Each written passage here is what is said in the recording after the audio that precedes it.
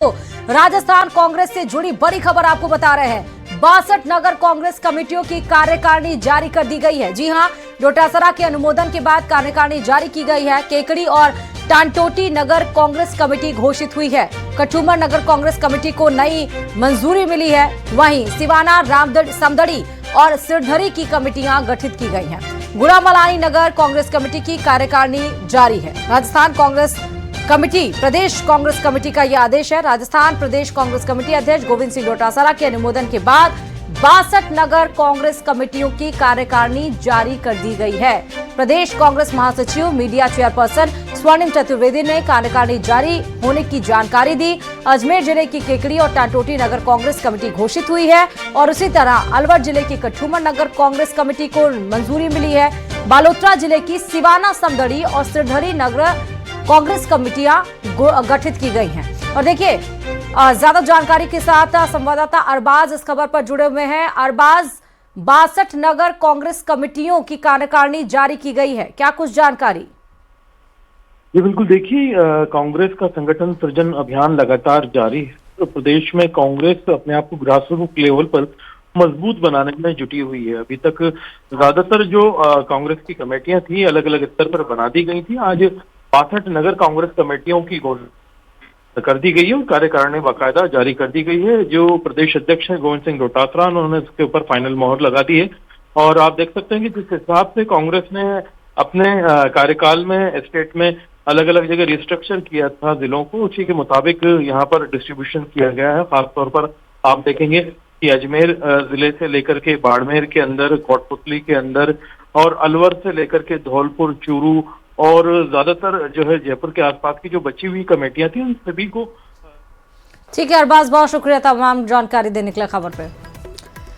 और चलिए जयपुर से बड़ी खबर है। आरटीओ प्रथम से यह खबर आपको बता रहे हैं। कल से जयपुर शहर में नो लगेज कैरियर अभियान चलेगा। सभी यात्री वाहनों पर कठोर कार्रवाई होगी। लगेज कैरियर पाए जाने पर कठोर कार्रवाई की जाएगी। मौके पर ही वाहन को सीज करने के आदेश दिए गए हैं। लगेज कैरियर हटाकर ही वाहन संचालित कर पाएंगे। आरटीओ 1 राजेंद्र सिंह शेखावत ने आदेश जारी किया है, क्योंकि जो वाहनों के ऊपर लगेज कैरियर लगाते हैं, जिस वजह से अभी आपने देखा था जो बस हादसा हुआ था और बस के ऊपर जो लगेज कैरियर था उसमें तमाम सामान रखे गए थे और हाई टेंशन लाइन छूने की वजह से। और बड़ी खबर इस बीच आपको हिंडौन सिटी से भी बता रहे हैं। हिंडौन सिटी से इस वक्त की बड़ी खबर आपके सामने है, जहां तेज रफ्तार ट्रक ने बाइक को टक्कर मारी है। हादसे में बच्चे की मौत हो गई है। दंपत्ति घायल हो गए हैं। हादसे के बाद से ट्रक चालक फरार हो गया है। पुलिस ने शव परिजनों को सौंप दिया है। दुर्घटना में 8 वर्षीय बालक की मौत हुई है। वहीं दंपत्ति भी घायल हो गए हैं। हादसे के बाद से ट्रक चालक फरार हो गया है। हिंडौन नई बंडी थाना पुलिस ने ट्रक को जब्त कर लिया है। शारोली निवासी ओसपाल जाट और उसकी पत्नी आशा को हिंडौन के जिला अस्पताल में भर्ती कराया गया है। मृतक प्रियांशु का पोस्टमार्टम कराकर शव परिजनों को सुपुर्द किया गया है। हिंडौन भावा मार्ग पर महू कस्बे में भारद्वाज पेट्रोल पंप के समीप की घटना है। पुलिस अब मामले की जांच कर रही है।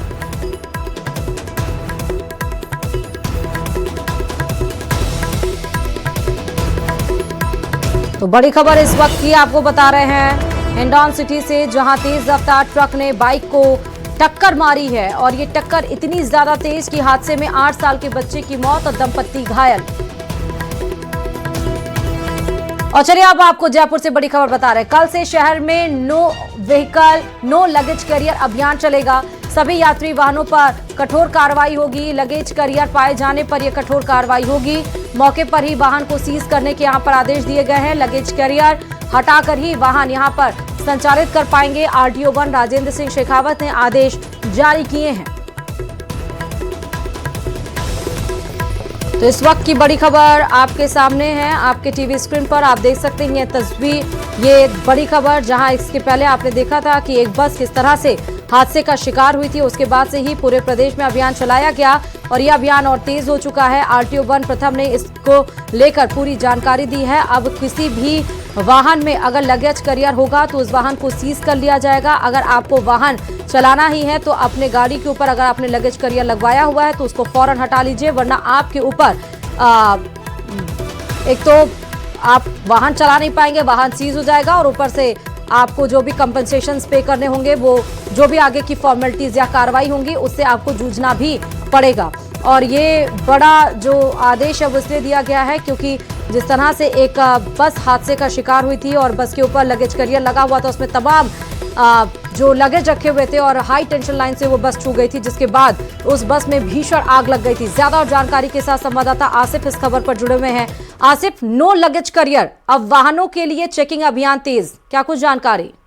बिल्कुल, देखिए ये पिछले काफी समय से जो परिवहन विभाग है वो कई बस हादसे जो है प्रदेश में हुए थे, उसको लेकर लगातार इस रणनीति के ऊपर काम कर रहा था और फाइनली कल से इसे लागू किया जा रहा है।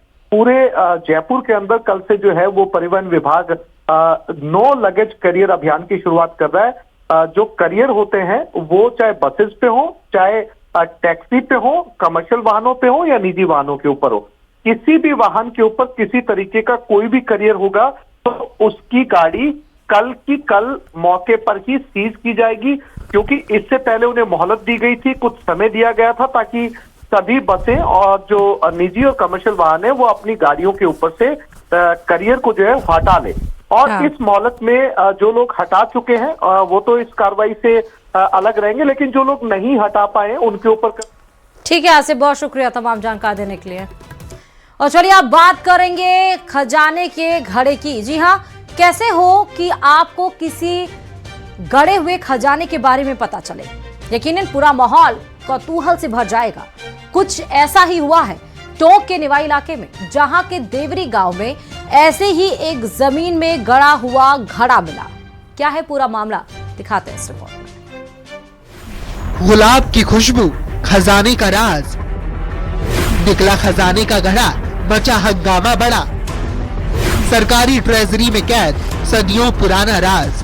तारीख 3 जनवरी 2026, जगह टोंक का देवरी गांव, समय शाम के करीब 4 बजे।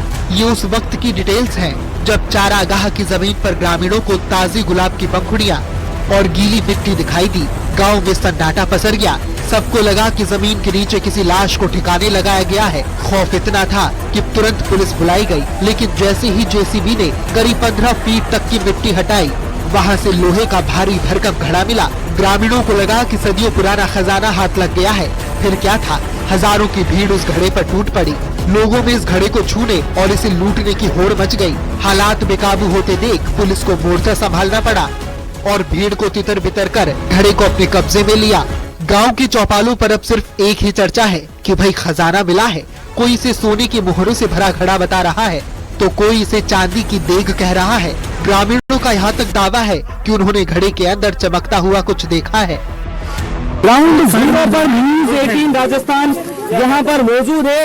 ये वही जगह है जहाँ ये देवरी गांव है, सिंदड़ा ग्राम पंचायत का, जो चरागाह भूमि कहते हैं। यहाँ आसपास बड़ी संख्या में जो जमीन है वो खाली है और यहाँ पर सोना यानी कि बड़ी मात्रा में खजाना मिलने की अफवाहों के बाद या चर्चाओं के बाद यहाँ बड़ी संख्या में लोग पहुँचे और अब वो जो सोने का घड़ा है, जो देग है, उसको निवाई तहसील के ट्रेजरी में रखवा दिया गया है।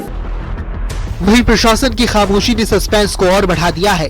लोगों की मांग है कि इलाके में और खुदाई की जाए, क्योंकि उन्हें शक है कि जमीन के सीने में अभी और भी दौलत दफन हो सकती है। हालांकि इस बीच महिलाओं के कुछ अपने ही दावे हैं।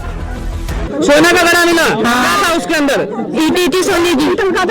आपने यानी देखा था क्या? हाँ। क्या पुलिस वाला आदमी मर पड़े जी, देखना है नहीं, दम देख बनाया था। जी जी। अब एक चोर रखो जा, फिर मोटेरा में खुदो, फिर जब इसी ने बना दिया और 4 पुलिस वाले थे, एक लेडीज थी, वह स्टार जी। फिर वो बोले कि साहब दम निकले तो मुझे तो दौड़ा दिया और ये जनता खड़ी थी, हम थोड़ा सा लड़के से तेरे तो वो जट पुलिस वाला पकड़ दिया लाठी टेक के और चोरों का धड़ाका दिया।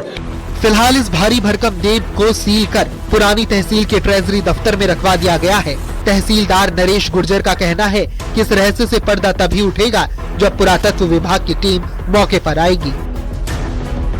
बहरहाल लोगों में सुगबुगाहट है, क्या टोंक की इस मिट्टी ने वाकई कोई शाही खजाना उगला है या फिर ये सिर्फ एक पुरानी अफवाह साबित होगी?